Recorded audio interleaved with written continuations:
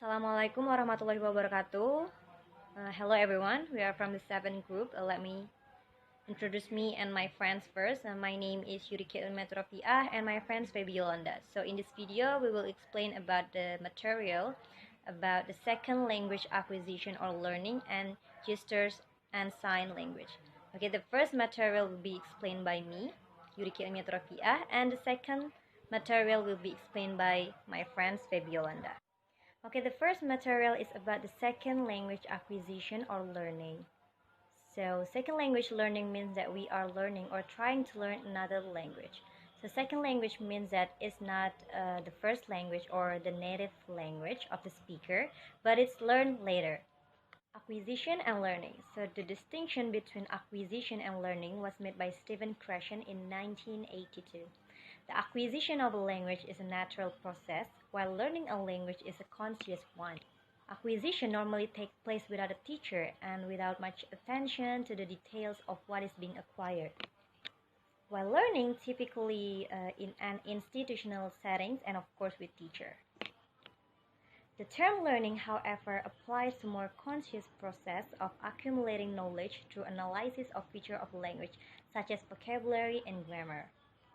Acquisition barriers. So when we're trying to learn something, of course, we face some obstacle or barriers, and it has also happened when we're trying to learn new language. But some of individuals who's able to overcome these difficulties, but still not sounds like a native speaker. For example, is Joseph Conrad, who wrote novels in English that become classic of English literature. But when he trying to speak, he still have the strong Polish accent, which is his first language.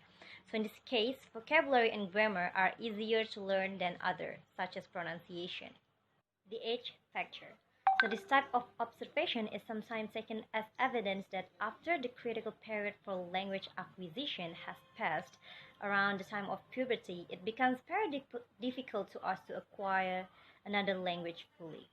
So the optimum age for learning may be during the years from about 10 to 16, when the flexibility to our inherent capacity for language has not been completely lost, and the maturation of cognitive skills allows us a more effective analysis of the regular feature of the L2 or second language being learned. Affective factor. So what is affective factor? It means like all negative feelings or experience. When we're trying to learn new language, of course we experience some of good or maybe bad experience. So one of the bad experience is actually when someone said, so English lo. So the word so English lo for those who has low confidence, low motivation, maybe has a big impact for them. So because of that, they will feel uncomfortable, self-conscious, and unmotivated, and unlikely to learn very much. Focus on teaching method. There is 3 methods. The first one is the grammar translation method, the audiolingual method, and communicative approaches. So the grammar and translation method. This is the most traditional approaches is to treat the second language learning in the same way as any other academic object. So vocabulary lists and sets of grammar rules are used to define the target of learning. Memorization is encouraged and written language rather than spoken language is emphasized. This method has its roots in the traditional teaching of Latin and is described as the grammar translation method. Second one is the audiolingual method. So this method emphasizing the spoken language. This method was strongly influenced by a belief that the fluent use of a language was essentially a set of habits that could be developed with a lot of practice. And the practice involved hours spent in a language lab repeating oral drill. Communicative approaches. So these approaches all based on a belief that the function of language or what is used for should be emphasized rather than the form of the language or the correct forms and structure. It means that instead of focusing on the acquisition of grammar and vocabulary, the communicative approach aimed at developing the learner's competence to communicate in the target language. Focus on the learner. Transfer.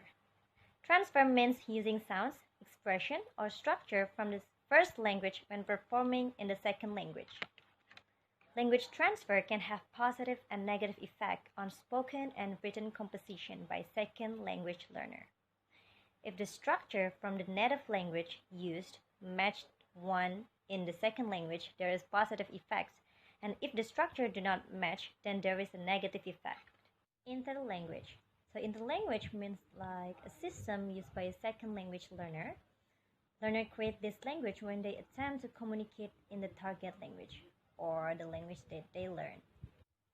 And interlanguage is entirely different from both the learner first language and the second language. Interlanguage has its own rule system, but it contains ungrammatical sentence and elements. For example, the Spanish first speaker who say in English, "She name is Maria," is producing a form that is not used by adult speaker of English, does not occur in English first language acquisition by children, and is not based on a structure in Spanish. Motivation. Many learners have an instrumental motivation, that is, they want to learn the second language in order to achieve something, like some other goal, for example, completing a graduation requirement or being able to read scientific publication, but they have no plans to engage in much social interaction using the second language. And there is integrative motivation. So those who have integrative motivation want to learn the second language for social purposes, to take part in the social life of a community using that language, and to become an accepted member of that community. Input and output. So the term input is used as in the first language acquisition to describe the language that the learner is exposed to. The input has to be comprehensible because we can process what we don't understand. Input can be made comprehensible by being simpler in structure and vocabulary, as in the variety of speech called foreigner talk. So a native speaker of English may ask the student by, "How are you getting on in your studies?" But if the student didn't understand what the teacher said, so the teacher can switch to the English class, you like it? So this type of foreign talk may be beneficial not only for immediate communication, but also providing the learner with a comprehensible example of the basic structure of the second language as input. So when we have a conversation or maybe interaction with our teacher or maybe our friends, the learner or someone who learn new language will experience the benefits of both receiving input, hearing the second language, and producing output or speaking the second language. So when we hear someone talk or maybe someone producing something, we hear about that and it was input. When we're trying to answer the question, when we're trying to talk, we're producing the output, speaking in the second language. Task-based learning. So usually in a small group or pairs to exchange information or solve problems.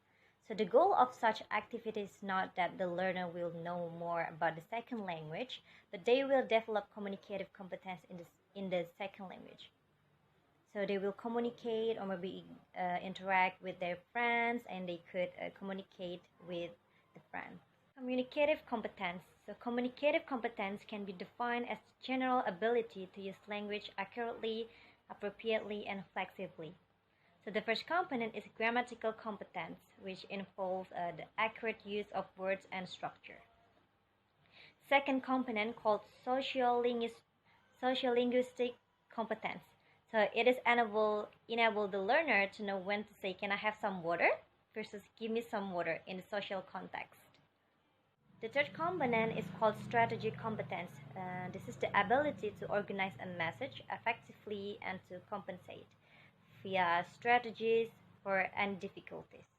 So for example, a Dutch first speaker wanted to refer in Hoefijzer in English but didn't know the English words. So she used the communication strategy with a vocabulary that she already knew, saying the things that horses were under their feet, the iron thing. The listener understood immediately what she meant is actually horse's shoe. Okay, that's the end of the first material. The second material will be delivered by my friends Feby, Yolanda.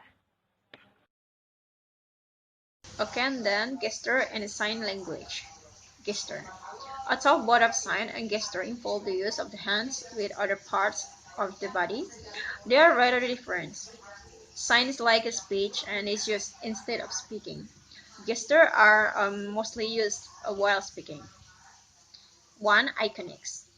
Icons are gestures that seems to be a reflection of the meaning of what is said, as when we trace a square in the air with a finger while saying I'm looking for a small box.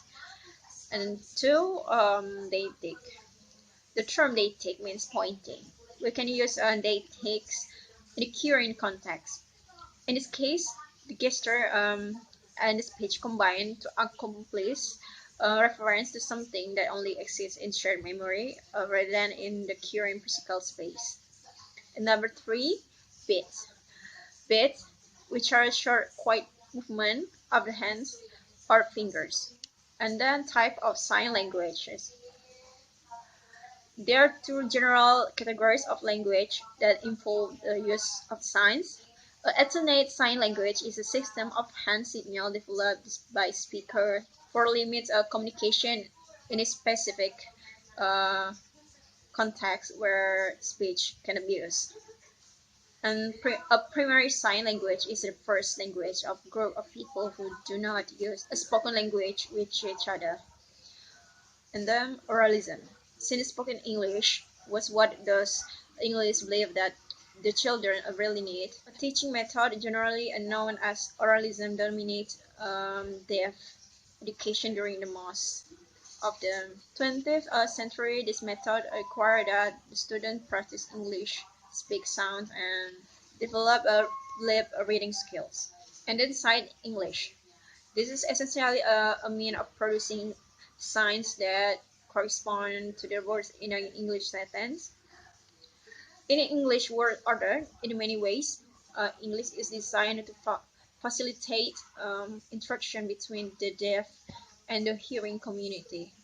Its greatest advantage in that it seems to present a much less formidable learning task to the hearing parent of the deaf child and provides the parent with a communication system to use with the child. And then origin of ACL. ACL developed from the French sign language used in the Paris school founded in the 18th century. A teacher from this school, Nebula Rand Clare, was brought to the U.S. and Thomas Gallaudet, who was trying to establish a school for deaf children. During the 19th century, the imported version of English language incorporating features of indigenous natural sign language used by American deaf evolved into what became known as ACL. Okay, the structure of signs, shape and orientation. To describe articulate of thank you in the ACL, we start with the shape or configuration of the hands used forming the signs. The orientation of the hands palm up rather than palm down for the sign thank you. Location. Each sign has a location in relation of the head and body of the signer. In a thank you, the sign begins near the mouth and is completed at chest level. And movement. The movement element in thank you is out of downward toward the receiver.